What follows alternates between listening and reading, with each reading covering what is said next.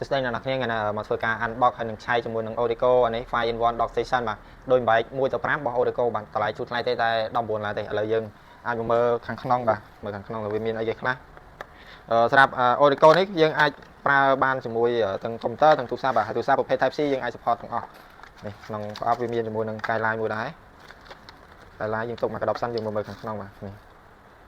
miền cho mùi nâng thằng này miền USB C mà port chiều PD ai sạc màu bán miền HDMI ai support 4K បាទហើយខាងនេះមានជាមួយនឹង USB 3 port បាទអានេះ2ចុចអានេះ3ចុចឥឡូវយើងទៅលេខមកមើល guideline បន្តិចអ្នកនរគ្នា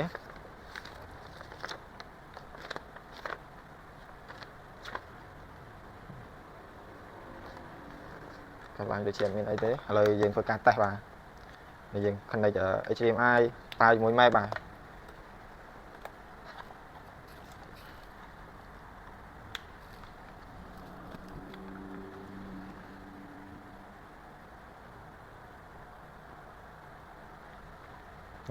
យើង connect មួយ Mac ក៏បានដែរ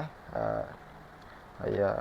connect មួយ Mac ក៏បានហើយស្រាប់យើង connect ហើយក៏យើងអាចប្រើជាមួយនឹង dot mouse keyboard បានដែរអ្នកនរគ្នានេះយើងធ្វើការ test dot ជាមួយ mouse keyboard នៅលើនឹងតែម្ដង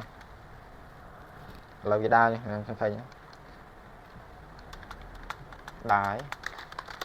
ហើយសំខាន់វាសមបំផុតហ្នឹងក៏យើងអាចសាកថ្មបានដែរហើយមិនត្រឹមតែប្រើបានមួយកុំព្យូទ័រទេសូម្បីតែទូរស័ព្ទក៏យើងអាចប្រើបានដែរឥឡូវយើងធ្វើការ test ជាមួយនឹង iPhone នេះ iPhone យើង Type C គឺយើងអាចប្រើបាន Samsung អីក៏ប្រើបានដែរឲ្យតែប្រភេទទូរស័ព្ទមាន OTG បាទអាចចាំតិចទៅដោយសារតែវាអត់មានភ្លើងវានេះវារៀង delay បន្តិចបាទបើយើងមានសង្សារយើងអាចនេះបានហើយស្រាប់អានេះក៏យើងអាចនេះអ្នកនរគ្នាអាចឃើញអញ្ចឹងក៏អាចយើងប្រើជាមួយ mouse keyboard នៅលើនឹងបានដែរទៅវា support ប្រើ mouse keyboard អីបាននៅលើនឹង